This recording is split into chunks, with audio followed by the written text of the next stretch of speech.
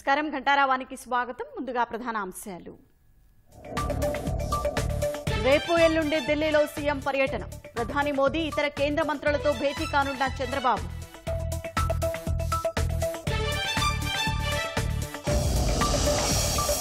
ఉద్యోగ భద్రత కల్పించాలని పవన్ కు ఏపీ ఆర్డబ్ల్యూఎస్ ఉద్యోగుల వినతి.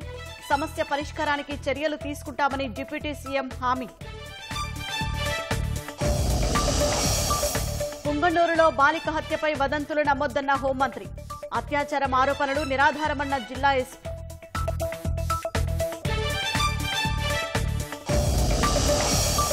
వర్షాల వల్లే ఇసుక కొరత ఏర్పడిందన్న జిల్లా కలెక్టర్లు. రవాణా ఛార్జీలతోనే వినియోగదారులకు అందిస్తున్నట్లు వెల్లడి.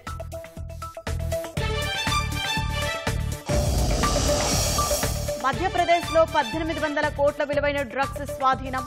భోపాల్ సమీపంలోని ఓ ఫ్యాక్టరీలో లభ్యం.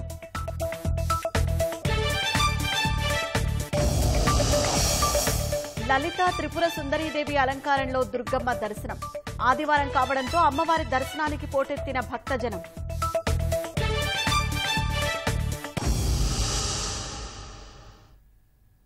ముఖ్యమంత్రి చంద్రబాబు ఢిల్లీ పర్యటనలో బిజీగా గడపనున్నారు. సోమవారం, మంగళవారం 2 రోజులు దేశ రాజధానిలో పర్యటించనున్నారు. ప్రధాని మోదీ సహా వివిధ శాఖల కేంద్ర మంత్రులతో సమావేశం కానున్నారు. సోమవారం సాయంత్రం 4:30 తొలుత ప్రధాని మోదీతో చంద్రబాబు భేటీ కానున్నారు. ఆ తర్వాత రైల్వే శాఖ మంత్రి అశ్విని వైష్ణవ్తో సమావేశం అవనున్నారు. మంగళవారం హోంమంత్రి అమిత్ షా, రవాణా శాఖ మంత్రి నితిన్ గడ్కరీ, ఆర్థిక శాఖ మంత్రి నిర్మలా సీతారామన్తో భేటీ అవుతారు. బుడమేరు వరదలపై కేంద్రానికి నివేదిక ఇచ్చాక సీఎం చంద్రబాబు తొలిసారి ప్రధానిని కలుస్తున్నారు. రైల్వే జోన్, సెయిల్లో విశాఖ ఉక్కు విలీనం, వరద నిధులపై చర్చించే అవకాశమున్నట్టు తెలుస్తోంది. ప్రపంచ బ్యాంకు నిధుల విడుదలలో ఆటంకం లేకుండా చూడాలని సీఎం, ప్రధాని సహా కేంద్ర మంత్రులను కోరనున్నట్లు సమాచారం. పోలవరం నిర్మాణానికి నిధుల విడుదలపై చర్చించే అవకాశం ఉంది. నక్సల్ ప్రభావిత రాష్ట్రాల ముఖ్యమంత్రులతో కేంద్ర హోంశాఖ సోమవారం ఢిల్లీలో కీలక సమావేశం నిర్వహించనుంది. హోంమంత్రి అమిత్ షా నేతృత్వంలో జరిగే ఈ సమావేశానికి రాష్ట్ర ముఖ్యమంత్రి చంద్రబాబుతో పాటు తెలంగాణ, బీహార్, ఛత్తీస్గఢ్, జార్ఖండ్, ఒడిశా, మహారాష్ట్ర, మధ్యప్రదేశ్ సీఎంలు హాజరు కానున్నారు. నక్సల్ ప్రభావిత రాష్ట్రాల భద్రత పరిస్థితిపై అమిత్ షా సమీక్ష నిర్వహించనున్నారు. మోదీ సర్కారు వ్యూహాత్మక చర్యల వల్ల దేశంలో నక్సల్ హింస 2023లో 72% మేర తగ్గిందని, మరణాలు 83% మేర తగ్గినట్లు కేంద్ర ప్రభుత్వం తెలిపింది. 2026 నాటికి దేశంలో నక్సలిజాన్ని పూర్తిగా రూపుమాపాలని లక్ష్యంగా పెట్టుకున్నట్లు గుర్తు చేసింది. ఉద్యోగ భద్రత కల్పించాలని గ్రామీణ నీటిపారుదల శాఖ ఉద్యోగులు ఉప ముఖ్యమంత్రి పవన్ కళ్యాణ్ను విజ్ఞప్తి చేశారు. గ్రామీణ నీటి సరఫరా విభాగంలో పనిచేస్తున్న internal water quality monitoring laboratory contract employees union ప్రతినిధులు మంగళగిరి జనసేన కార్యాలయంలో పవన్ను కలిశారు. రాజకీయ ఒత్తిళ్లతో తమను ఉద్యోగాల నుంచి తొలగిస్తున్నారని, 3 నెలలుగా జీతాలు ఇవ్వలేదని తెలిపారు. ఉద్యోగ భద్రత కల్పించి కుటుంబాలు రోడ్డున పడకుండా ఆదుకోవాలని విన్నవించారు. వీలైనంత త్వరగా సమస్య పరిష్కరిస్తామని, పెండింగ్ జీతాలు క్లియర్ చేసేలా అధికారులకు ఆదేశాలు జారీ చేస్తానని పవన్ హామీ ఇచ్చారు. ఉద్యోగం తిరిగి ఇప్పించి ఆదుకోవాలంటూ సుజన కుమారి అనే దివ్యాంగురాలు విజ్ఞప్తి చేశారు. వైఎస్ఆర్ జిల్లా కమలాపురం ల్యాబ్లో గత 10 ఏళ్లుగా హెల్పర్గా పనిచేస్తున్న తనను 3 నెలల క్రితం విధుల నుంచి తొలగించారని ఆవేదన వ్యక్తం చేశారు. పుట్టుకతో ఒక కిడ్నీ లేదని, బరువు పనులు చేయలేనని తెలిపారు. ఏ ఆధారం లేని తనకు తిరిగి ఉద్యోగం ఇప్పించి ఆదుకోవాలని సుజన కుమారి వేడుకున్నారు. అధికారులతో మాట్లాడి పరిష్కరిస్తారని పవన్ భరోసా ఇచ్చారు. డిపార్ట్మెంట్ లో స్టేట్ మొత్తం మీద 112 ల్యాబొరేటరీలు ఉన్నాయి సార్. దీంట్లో 526 మంది పనిచేస్తున్నారు. ఒక్కొక్కళ్ళు దాదాపు 20 సంవత్సరాల నుంచి వర్క్ చేస్తారు. రీసెంట్ గా మన ఎలక్షన్ అయిపోయి మన గవర్నమెంట్ వచ్చిన తర్వాత ల్యాబ్లలో నుంచి కొంతమంది తొలగిస్తారు. వీళ్ళని తీసేసి వాళ్ళ తరపు మనుషులు పెట్టుకోమని చెప్పి చెప్తున్నారు. యాక్చువల్ గా మనకి గవర్నమెంట్ ఆఫ్ ఇండియా నుంచి లాగిన్స్ ఇచ్చారు సార్. మా పేర్ల మీద ఈఎంఐ జాబ్ కూడా ఉంది సార్. నాకు తీసి ఇబ్బంది పెట్టి సార్, జాబ్ తీసిస్తే ఏ పని చేయలేము. ఏజ్ 43 సంవత్సరాలు. ఆయన ఎంత 13 సంవత్సరాలు సార్. నాన్న చనిపోయి 13 సంవత్సరాలు సార్. ఎవరు లేరు సార్. నేను చేసుకుంటే తినాలా, లేకపోతే లేదు. ఇబ్బంది పెట్టా సార్. మీరు పనిచేస్తారు హెల్పర్ గా పనిచేస్తుంది సార్ కమలాపురంలో. ఒకసారి నేను చెప్తాను, ఆర్డీవీలు వెళ్తాయి మా. సో నేను ఫాలో. చిత్తూరు జిల్లాలో తీవ్ర కలకలం రేపిన చిన్నారి హత్యపై వస్తున్న నిరాధార ఆరోపణలపై ప్రభుత్వం ఆగ్రహం వ్యక్తం చేసింది. కుటుంబ సభ్యులను పరామర్శించిన మంత్రులు నిందితులను వదలబోమని తెలిపారు. బాధితులతో సీఎం చంద్రబాబు ఫోన్లో మాట్లాడి ధైర్యం చెప్పారు. చిత్తూరు జిల్లా పొంగనూరులో హత్యకు గురైన చిన్నారి కుటుంబాన్ని హోంమంత్రి అనితతో పాటు మంత్రులు మండిపల్లి రాంప్రసాద్ రెడ్డి, ఎన్ఎండి ఫరూక్ పరామర్శించారు. బాలిక తండ్రి సీఎం చంద్రబాబుతో ఫోన్లో మాట్లాడారు. ప్రభుత్వం అండగా ఉంటుందని ముఖ్యమంత్రి ధైర్యం చెప్పారు. చిన్నారిపై అత్యాచారం చేశారంటూ వస్తున్న దుష్ప్రచారాన్ని హోంమంత్రి అనిత కొట్టిపారేశారు. వైసీపీ నేతలు చిన్నారి మృతిపైన రాజకీయాలు చేస్తున్నారని మండిపడ్డారు. అంటే ఒక మైనర్ బాలిక హత్యను కూడా రాజకీయం చేసి ఆ అమ్మాయిని కూడా వీధిలో పెట్టడానికి ప్రయత్నం చేస్తున్నారు. ఇదిగో నా దగ్గర పోస్ట్ మార్టం రిపోర్ట్ ఉంది. సుమారుగా 5 డాక్టర్లు కలిపి సిగ్నేచర్ చేసి ఇచ్చిన పోస్ట్ మార్టం రిపోర్ట్. ఎటువంటి సెక్షువల్ అసాల్ట్ లేదు. ఆ అమ్మాయి బట్టలు కూడా ఎక్కడ కూడా చిరగలేదు, చిన్న గాయం కూడా లేదు. ఆ అమ్మాయిని చంపిన తర్వాతనే నేలలో పడవేయడం జరిగింది అని చెప్పి క్లియర్ గా ఒక పోస్ట్ మార్టం రిపోర్ట్ ఇస్తే దాన్ని కూడా అంటే వీళ్ళేదో పెద్ద డాక్టర్ లాగా, వీళ్ళేదో పెద్ద లాయర్ లాగా, వీళ్ళేదో చంపేశారు, వీళ్ళేదో 4 కలిపి అత్యాచారం చేశారు, 4 రోజులు తర్వాత అమ్మాయి బయటకు వచ్చింది. ఎందుకండి అబద్ధాలు ఆడాల్సిన అవసరం? ఒక మైనారిటీకి సంబంధించిన ఒక బాలిక తాలూకా చావును కూడా రాజకీయం చేయడానికి చూస్తున్నారంటే వీళ్ళు ఏ రకంగా ఆలోచించాలో ఒకసారి అర్థం చేసుకోండి. శవ పరీక్ష నివేదిక వెల్లడించిన జిల్లా ఎస్పీ మణికంఠ అత్యాచారం ఆరోపణలు నిరాధారమని స్పష్టం చేశారు. బాలిక తండ్రి దగ్గర అప్పు తీసుకున్న ఓ మహిళ ఘాతకానికి పాల్పడిందని వెల్లడించారు. హత్య చేసిన మహిళని, సహకరించిన ఆమె తల్లిని, ఓ మైనర్ని అదుపులోకి తీసుకున్నట్లు తెలిపారు. ఫాదర్ బేసిక్ గా ఫైనాన్స్ బిజినెస్ చేస్తుంటారు. రీసెంట్ గా ఒక ఇల్లు కట్టుకోవడానికి కూడా తను కొంత అప్పులు చేయడం జరిగింది. పాత వాళ్ళు ఎవరైతే అప్పులు తీసుకున్నారో వాటిని సకాలంలో చెల్లించకపోవడంతో తను కొంచెం స్ట్రాంగ్ లాంగ్వేజ్ వాడటము, అలానే వాళ్ళని తిట్టడము, బెదిరించడము, సివిల్ కోర్టుకు వెళ్తామని స్ట్రెస్ చేయడము జరుగుతుంది. వాళ్ళ ఫాదర్ దగ్గర నుంచి సుమారుగా 3.5 lakhs, 3.6 lakhs తీసుకున్న ఒక లేడీ ఇది మొత్తం చేసిందని మనకి ప్రాథమికంగా రుజువు అవుతుంది. ఆ రోజు జరిగిన మనకి నివేదిక ప్రకారం 7 గంటల నుంచి 7:30 మధ్యలో ఈ ఇద్దరు ఆడుకుంటున్నప్పుడు బుర్కా వేసుకొని ఆ లేడీ వచ్చి ఈ పాపతో మాట్లాడి ఆవిడతో పాటు తీసుకొని మరొక కుర్రాడు, అతను మైనర్ 17 years, ఆ లేడీకి రిలేటివ్ అవుతాడు. సో ఆ బాబుతో పాటు అక్కడి నుంచి 1.5 kilometer డిస్టెన్స్ ఉంది. వాళ్ళ అమ్మగారి ఇంటికి తీసుకెళ్లడం జరిగింది. ఈ కుర్రవాడు బయటే ఉన్నాడు చాలాసేపు. వాళ్ళు లోపల ఆ పాపతో చాలాసేపు మాట్లాడటం, పాపకి ఫుడ్ కూడా పెట్టడం జరిగింది. నోరు ముక్కు నొక్కేసేసి చంపడం జరిగింది అనేది కూడా మనకు ప్రాథమికంగా తెలుసు. అక్కడి నుంచి బైక్లో పాపని మధ్యలో పెట్టేసుకొని సమ్మర్ వాటర్ స్టోరేజ్ ట్యాంక్ పైకి బైక్తో వెళ్ళి ఒకళ్ళు చేతులు ఒకళ్ళు కాళ్ళు పట్టుకొని పాపని విసిరేయడం జరిగింది. సో దీనికి సంబంధించి మనకి లేడీ, వాళ్ళ మదరు అండ్ ఈ బాబు వీళ్ళ ముగ్గురు మన కస్టడీలో ఉన్నారు. వర్షాల కారణంగా ఇసుక కొరత ఏర్పడిందని తూర్పుగోదావరి జిల్లా కలెక్టర్ ప్రశాంతి తెలిపారు. 5 రోజులుగా ఆన్లైన్ ద్వారా ఇసుక విక్రయిస్తున్నామని తెలిపారు. సోమవారం నుంచి 65 మెట్రిక్ టన్నుల ఇసుకను అందుబాటులో ఉంచుతామని తెలిపారు. రానున్న రోజులలో ఓపెన్ ఇసుక రీచ్లు సిద్ధం చేస్తామన్నారు. జిల్లాలో 17 ఇసుక ర్యాంపులను అధికారికంగా గుర్తించామని తెలిపారు. ఎడ్ల బండ్ల ద్వారా ఇసుకను ఉచితంగా తీసుకెళ్లవచ్చని చెప్పారు. అక్టోబర్ 15 తర్వాత మనకి శాండ్ అనేది అవైలబుల్గా ఉంటుంది. కానీ ఈ మధ్య కాలంలో కూడా మనకి భవన కార్మికుల దృష్ట్యా కానీ లేకపోతే హౌస్ కన్స్ట్రక్షన్ దృష్ట్యా కానీ మనం గతంలో ఏజెన్సీ ద్వారా సీజ్ చేసిన శాండ్, అలానే మనకి డ్యామ్ డీసిల్టేషన్ అనేది ఎవ్రీ ఇయర్ జరుగుతూ ఉంటుంది. దాంట్లో భాగంగా వచ్చిన శాండ్ని కూడా మనం టెస్ట్ చేసి ప్రజలకి మనం సరఫరా చేయడానికి పెట్టడం జరిగింది. శాండ్ పాలసీ స్టార్ట్ అయినప్పుడు ఆఫ్లైన్ చేసాం, కానీ గత 5 daysగా కంప్లీట్గా ఆన్లైన్లోనే జరుగుతుంది. డీసిల్టేషన్ పాయింట్ లో శాండ్ కాస్ట్ అనేది 345 రూపాయలు. ఈ శాండ్ మనం ఉచితంగా ఇచ్చినప్పటికీ శాండ్ ఎక్స్కవేట్ చేయడానికి మనకి బోట్స్మెన్ సొసైటీకే మనము 200 రూపీస్ ఇవ్వాల్సి ఉంటుంది. అంతే తప్ప మనకి గవర్నమెంట్ కి శాండ్ నుంచి ఎటువంటి ఆదాయం కూడా లేదు. ప్రతి రోజు కూడా 10,000 నుంచి 15,000 వరకు అందుబాటులోకి వస్తుంది. మా కెపాసిటీ ప్రకారం మేము 65,000 ఎంటీస్ సప్లై చేయాలి అని అనుకుంటున్నాం రేపటి నుంచి నెక్స్ట్ సాటర్డే వరకు. కేవలం రవాణా ఛార్జీలతో ఇసుకను వినియోగదారులు పొందవచ్చని విశాఖ కలెక్టర్ హరీంద్ర ప్రసాద్ అన్నారు. సులభతరంగా నేరుగా రీచ్ నుంచి ఇంటికి ఇసుక అందిస్తున్నట్టు తెలిపారు. కలెక్టర్ కాన్ఫరెన్స్ హాల్లో ఇసుక అంశంపై సిపి శంఖభద్ర బాగ్చితో కలిసి ఆయన మీడియాతో మాట్లాడారు. విశాఖకు తూర్పుగోదావరి, రాజమండ్రి, పార్వతీపురం, శ్రీకాకుళం రీచ్ల నుంచి ఇసుక వస్తోందని అన్నారు. గతంలో కన్నా తక్కువ ధరకే ఇసుకను అందిస్తున్నట్లు చెప్పారు. జిల్లాలో ఉన్న రీచ్ అనేది ఓపెన్ రీచా లేకపోతే డీసిల్టేషన్ పాయింట్ అని బట్టి ఈ ఆపరేషనల్ ఖర్చు ఉంటుంది. ఎందుకంటే మనం డీసిల్టేషన్ పాయింట్లో బోట్స్మెన్ సొసైటీ ద్వారా వాళ్ళకు పే చేయడం ఉంటుంది. కాబట్టి వాళ్ళకు ఆపరేషనల్ ఖర్చు కూడా కొంత ఎక్కువ ఉంటుంది. రాజమండ్రి నుంచి మన విశాఖపట్నం తోలితే 190 కిలోమీటర్ వస్తుంది. అది 20 మెట్రిక్ టన్ అయితే ట్రాన్స్పోర్టేషన్ ఖర్చు మాత్రం ప్రభుత్వం క్లియర్గా రాష్ట్ర వ్యాప్తంగా ఒక రేట్ ఫిక్స్ చేయడం జరిగింది.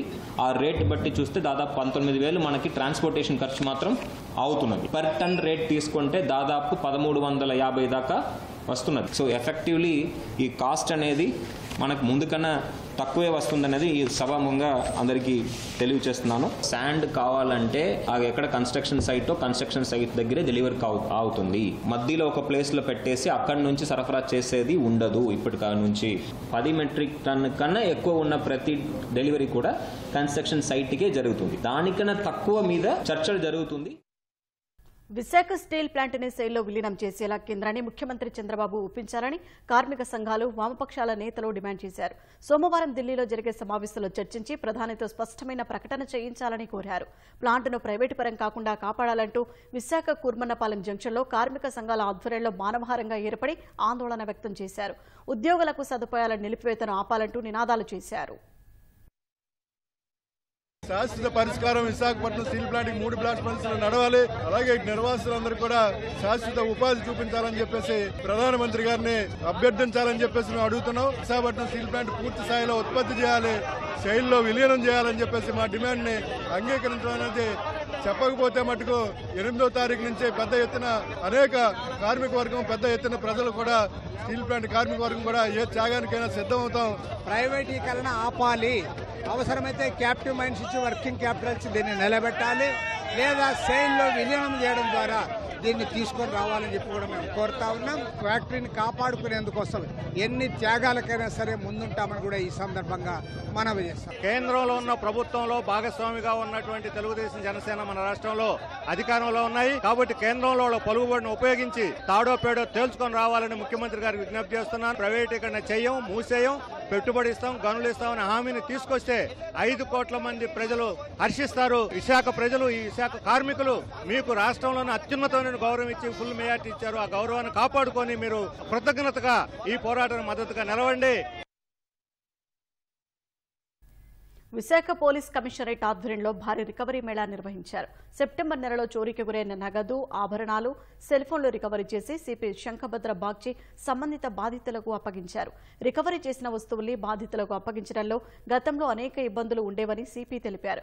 కొత్త నిబంధనల ప్రకారం రికవరీ అయిన వెంటనే ఫిర్యాదుదారులకు అందించే సౌకర్యం కల్పించామని వెల్లడించారు.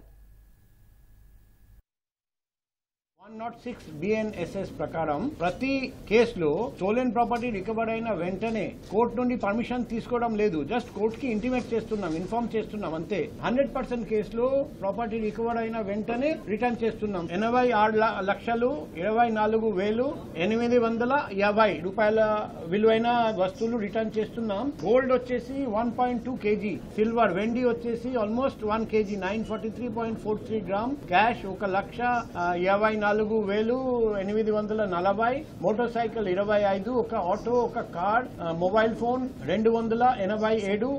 ఇంతవరకు మొబైల్ ఫోన్ మనం రికవర్ చేసాము 3,479. ఇంతవరకు రికవర్ చేసిన మొబైల్ విలువ వచ్చేసి 5,21,00,000. 71 అఫెండర్స్ ని అరెస్ట్ చేయడం జరిగింది. ఒంగోలు పోలీసులు వేధించారంటూ మనస్తాపానికి గురై ఆత్మహత్య యత్నం చేసిన వ్యక్తి ఆసుపత్రిలో చికిత్స పొందుతూ పరిస్థితి విషమించడంతో మృతి చెందారు. పొన్నలూరు మండలం పరుచూరివారి పాలెనికి చెందిన రాజశేఖర్ కొత్తపట్నం మండలం వజ్జిరెడ్డిపాలెంలోని ఓ హ్యాచరీలో గతంలో పనిచేశారు. ఆ సమయంలో హ్యాచరీ నిధులను రాజశేఖర్ పక్కదారి పట్టించారని యజమాని సుధాకర్ పోలీసులకు ఫిర్యాదు చేశారు. విచారణ కోసం అదుపులోకి తీసుకున్న పోలీసులు తీవ్రంగా కొట్టడంతో రాజశేఖర్ మనస్తాపానికి గురయ్యారు. పురుగుల మందు తాగి ఆత్మహత్య యత్నం చేశారని కుటుంబ సభ్యులు ఆరోపించారు. బాధితుడి మృతదేహంతో రిమ్స్ ఆసుపత్రి ఎదుట ఆందోళనకు దిగారు.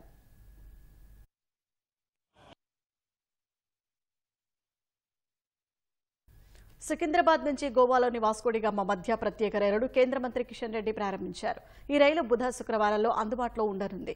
ఉదయం 10 గంటలకు సికింద్రాబాద్ నుంచి బయలుదేరి కాచిగూడ, షాద్నగర్, జడ్చల్ల, మహబూబ్ నగర్, గద్వాల్ గుండా వెళ్తుంది. వాస్కోడిగామ నుంచి సికింద్రాబాద్కు గురు శనివారాల్లో రైలు అందుబాటులో ఉండనుంది. దేవీ నవరాత్రులు, దసరా వేళ కానుకగా ఈ ప్రత్యేక రైలును ప్రారంభించడం ఆనందంగా ఉందని కేంద్ర మంత్రి కిషన్ రెడ్డి అన్నారు.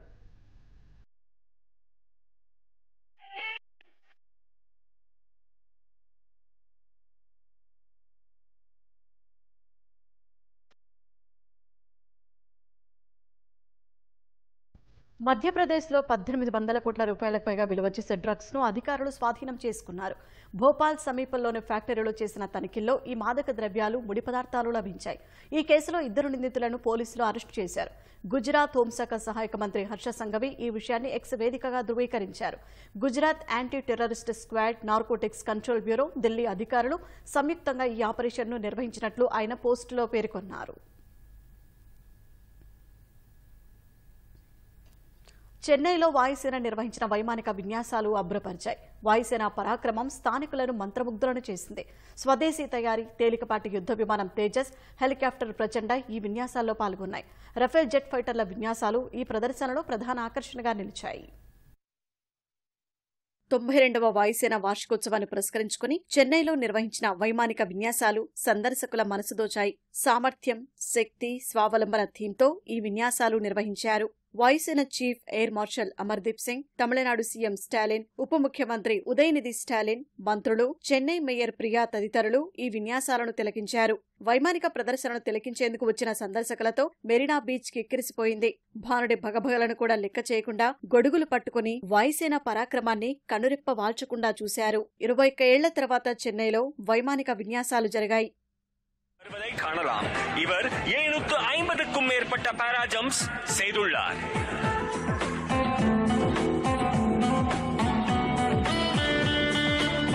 వాయుసేనకు చెందిన స్పెషల్ గరుడ్ ఫోర్స్ కమాండోల పరాక్రమంతో వైమానిక విన్యాసాలు ప్రారంభమయ్యాయి. బందీలను విడిపించడంలో వారు తమ సాహసోపేత నైపుణ్యాన్ని ప్రదర్శించారు. పారాజం ఇన్స్ట్రక్టర్లు నిర్దేశిత ప్రదేశంలో ల్యాండ్ అయ్యారు. లక్షిత ప్రాంతాన్ని చేరుకోవడానికి కమాండోలు దూసుకెళ్లిన తీరు సందర్శకులను విశేషంగా ఆకట్టుకుంది. பாதுகாத்துள்ளனர். இருப்பினும் பனை கைதிக்கான அங்கீகார செயல்முறை நடந்து வருகிறது. Symbolizing victory of our brave Garud commandos, the Akash Ganga team is super sonic Rafale jet ఫైటర్లతో పాటు 50 యుద్ధ విమానాలు గగనతలంలో నిప్పుల వర్షం కురిపించాయి. Heritage fighter jet Dakota, Harvard, Tejas, Sukhoi 30, Sarang హెలికాప్టర్లు గగనతలం నుంచి చేసిన సెల్యూట్ సందర్శకులను ఆకట్టుకుంది. உங்கள் முன்னால் Su-30 MKI బ్రహ్మాండமான నిగழ்வு. దాదాపు 72 యుద్ధ విమానాలు ఈ ప్రదర్శనలో పాల్గొన్నాయి. దీంతో ఈ విన్యాసాలకు లిమ్కా బుక్ ఆఫ్ రికార్డ్స్లో చోటు దక్కనుంది.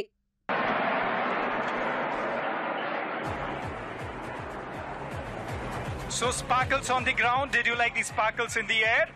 If you want more, I want you to give a big round of applause. Super sonic Rafale jet ఫైటర్లు ఆకాశమంతా తిరుగుతూ గగనతలంలో ఇంధనం నింపుకునే సామర్థ్యాన్ని ప్రదర్శించాయి. இதோ உங்கள் முன்னால் ஒரு பலத்த கைத்தட்டல் கொடுக்கலாமா Chennai? a big round of applause for the display put up by the Tejas. Dakota యుద్ధ విమానం చేసిన విన్యాసాలను సందర్శకులు కనురెప్ప కొట్టకుండా చూశారు. As the pilot will now execute a remarkable maneuver called the tail slide. Sarang హెలికాప్టర్ల బృందం చేసిన విన్యాసాలు ఉత్కంఠభరితంగా సాగాయి. As Dhwaj 4. 4 சேத்தக் ஹெலிகாப்டர்ஸ் கொண்ட இந்த துவஜ் அமைப்பு குழு ஃபிளைட் இன்ஸ்ட்ரக்டர் ஸ்கூல் தாம்பரமை சேர்ந்தவர்கள். யோதா என்கிற அமைப்பு நீங்கள் பார்த்து கொண்டிருப்பது వాయుసేన వార్షికోత్సవం సందర్భంగా నిర్వహించే వైమానిక ప్రదర్శన రాజధాని ఢిల్లీ వెలుపల నిర్వహించడం ఇది 3వసారి. గతేడాది యూపీలోని ప్రయాగ్రాజ్లో జరిగిన ఈ విన్యాసాలు అంతకుముందు ఏడాది చండీగఢ్లో నిర్వహించారు. విజయవాడ ఇంద్రకీలాద్రిపై శరణవరాత్రి మహోత్సవాలు వైభవంగా సాగుతున్నాయి. 4వ రోజు లలిత త్రిపుర సుందరీదేవి అలంకరణలో అమ్మవారు భక్తులను అనుగ్రహిస్తున్నారు. జగన్మాతను దర్శించుకునేందుకు భక్తులు భారీగా తరలివచ్చారు. ఉదయం ప్రారంభమైన భక్తుల రద్దీ ఏ సమయంలోనూ తగ్గుముఖం పట్టలేదు. ఉచిత దర్శనాలు 100, 300 రూపాయల దర్శనాలతో సమానంగా 500 రూపాయల దర్శనాలు, వీఐపీ ప్రోటోకాల్ దర్శనాలు కొనసాగడంతో ఇంద్రకీలాద్రి కిటకిటలాడింది.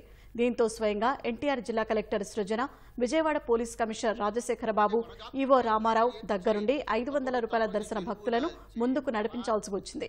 మరోవైపు క్యూలైన్లలో నుంచొని లలిత సహస్రనామ పారాయణాన్ని పఠిస్తూ భక్తులు అమ్మవారి సన్నిధిని చేరుకున్నారు. కోటి సూర్యుల ప్రకాశంతో సమానమైన కాంతి స్వరూపంతో చేతిలో పాశం, అంకుశం, చెరకు విల్లు, పూలబాణాలు ధరించి అమ్మవారు భక్తులను కటాక్షిస్తున్నారు.